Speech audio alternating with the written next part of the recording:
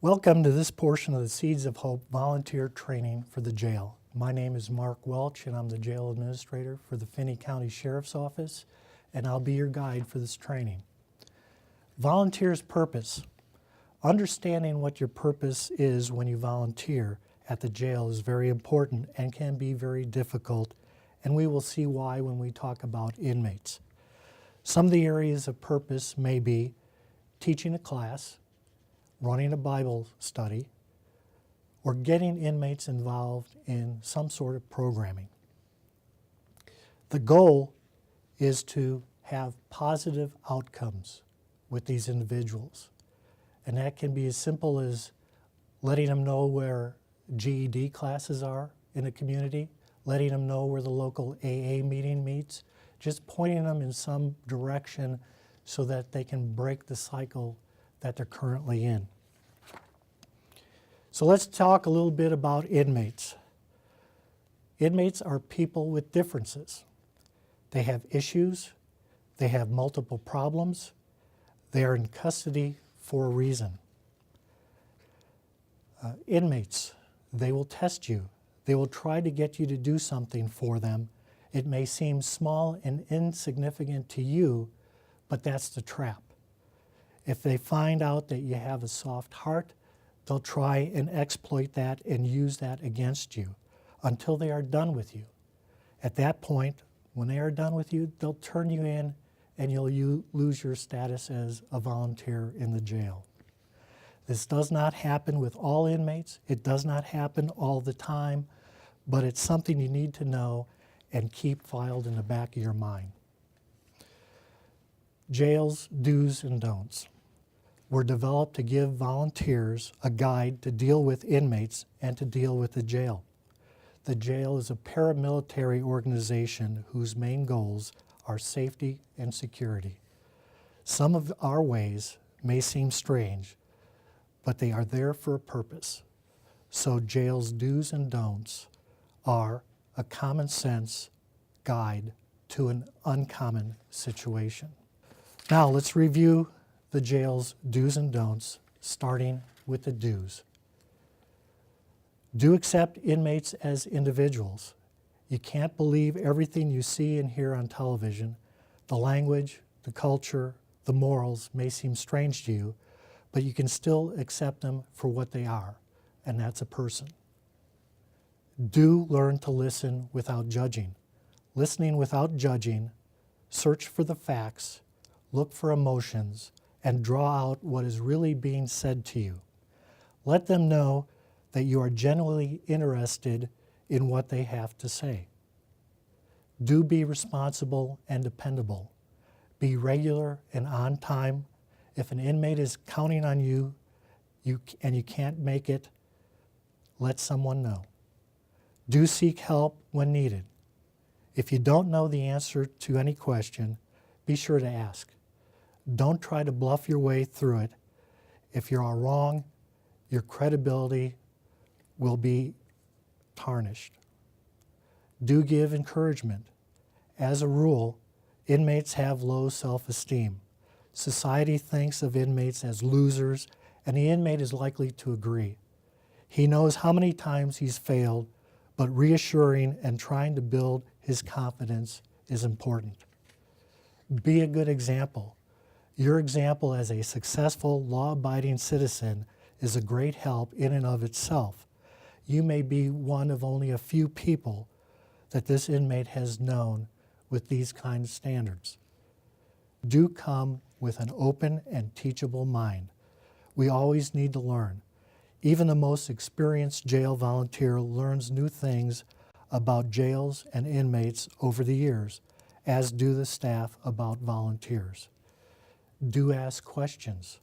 Always ask a jail supervisor or deputy if you are in doubt about anything. Do be yourself. Be genuine, honest, open, and friendly.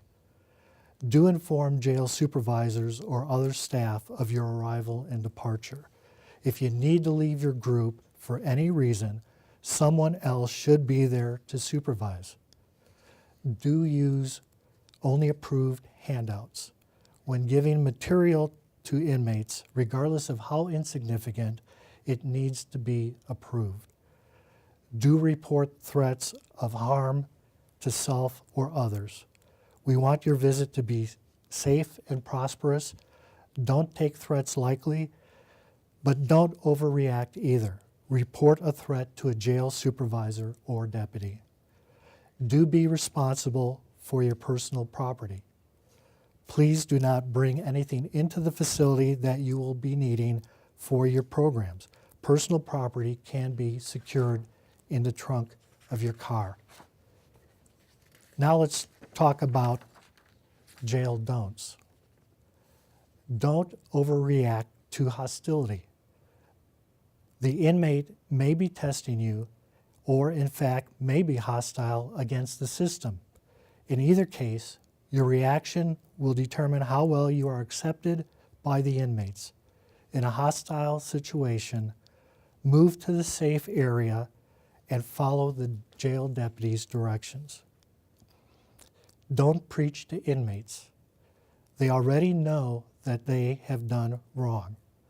There is no need to judge past or present actions, just accept them as persons. Don't probe. When an inmate feels ready, he will tell you the reasons he is in jail and other facts about himself. You don't need to know these things to accept the inmate. Don't make promises you can't keep. On the other hand, if a promise is made, be sure to keep it. If pressed to promise something, it is wise to inform the inmate that you will have to check it out first. Then do check it out. Don't get involved with the inmate's family. If it becomes apparent that they need help, be sure that everything is done openly and with the cooperation of the inmate, staff, and others. Don't expect instant results. Many inmates have lived a lifetime of perfecting their irresponsibility and antisocial behaviors. Expect progress to be slow and at times painful. Don't over-identify. Be a true friend.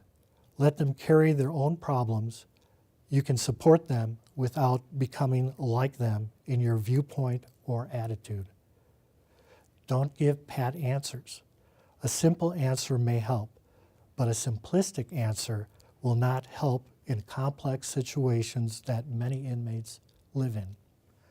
You do not have to give the right answers. However, you can be a guide. Don't peddle pet views. Some topics and issues are okay on the outside, but are divisive in a closed jail setting. Don't compromise your beliefs, but be aware that to insist on a belief as the only correct one will lead to problems, division, hurt feelings long after you have left. Don't violate an inmate's confidence except in the areas of security, serious emotional problems, suicide, or threats of criminal activity. You must report information you receive from inmates regarding suicidal thoughts, serious emotional problems, threats of criminal activity, etc. Never repeat what an inmate tells you in confidence to other inmates or persons outside the jail. Don't promise not to tell. You will be tested by the inmate. Don't talk down to inmates. Use words that they will understand and let your attitude show that you wish to be a friend. Don't bring anything in or take anything out without permission. Some things can be done or brought in if permission is obtained in advance. Ask a jail supervisor or jail deputy. He or she will need to get it approved first. Volunteering at the jail. This is probably the most important part of the training, something to think about. Coming to jail to work with the inmates is not for everyone. There is nothing to be ashamed of if you find that this isn't right for you. Be honest with yourself. If this isn't for you, say so, for your own safety and the safety of others. Seeds of Hope has many different areas where your talents can be put to good use. And if not there, are other opportunities and groups in the community that need volunteers. And finally, thank you. Thank you for your time, for your effort, for becoming involved. Thank you. This cannot be said enough. This concludes this part of the training. I wish you well.